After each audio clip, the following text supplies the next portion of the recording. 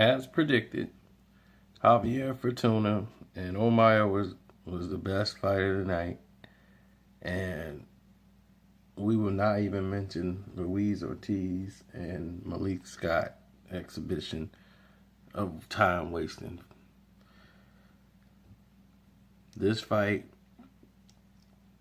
was with two guys. Well, Javier Fortuna was winning the fight. He got knocked out in, so he had one loss on his record. And then you got the man coming into the ring, and Omar Edwards, who's undefeated, who's coming to prove himself.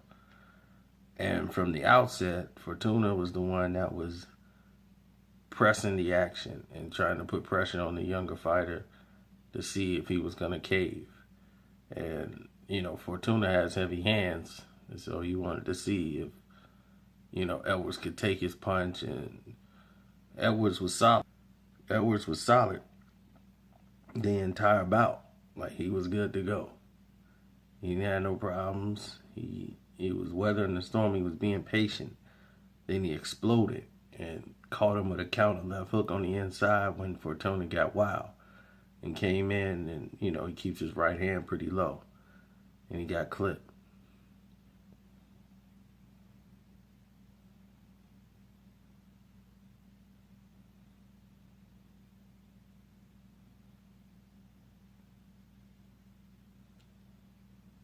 So, as you saw from that, that's what happened to Fortuna.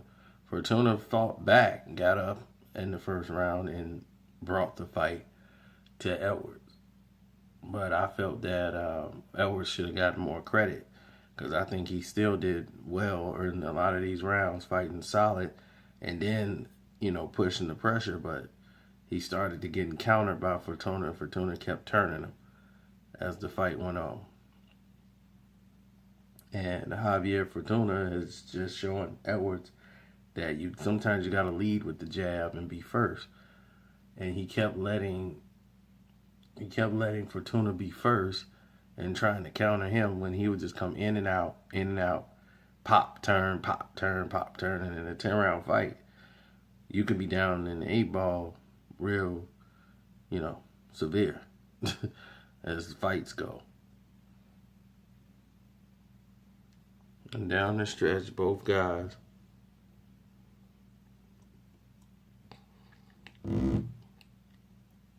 gave it their all. But it was Fortuna down the stretch who took the fight to Douglas. I kept saying Edwards, but it was Omar Douglas.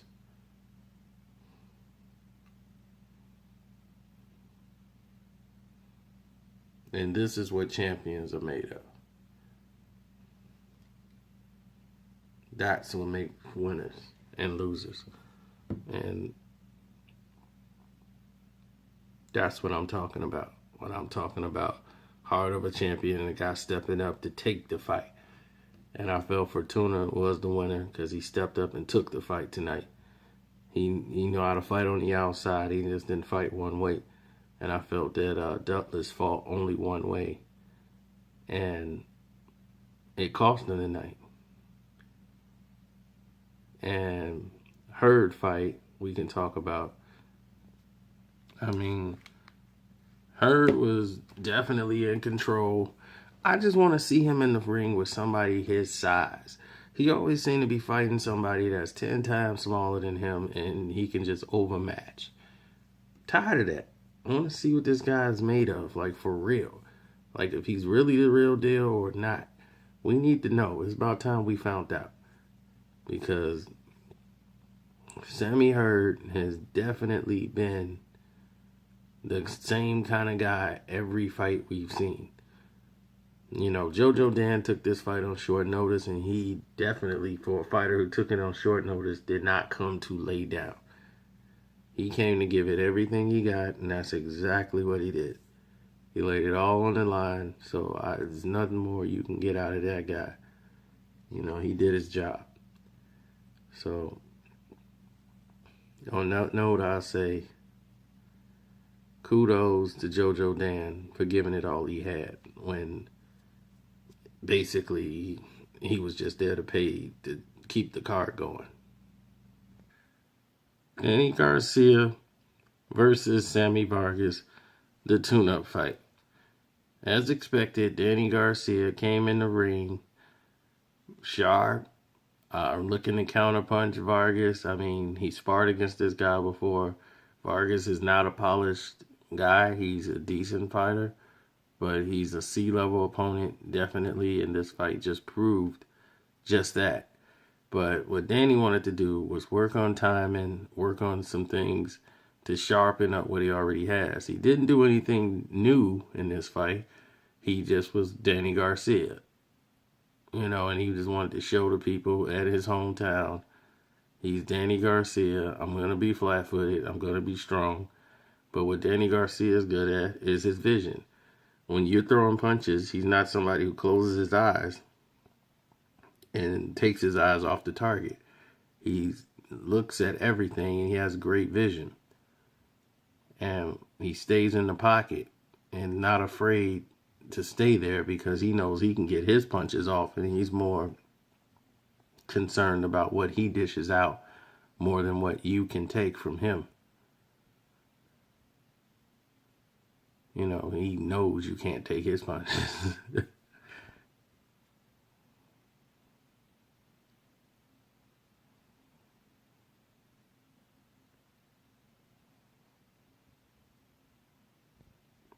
And as you can see, that was the results of the fight. Like, the guy got up, but he just got pounded for the rest of the match. And Keith Thurman was there ringside commentating the fight because, of course, they want to kick that off and get that going. So everyone wants to see it. So that's what it is. Now we move on from this and go into Keith Thurman, Danny Garcia. Are you excited?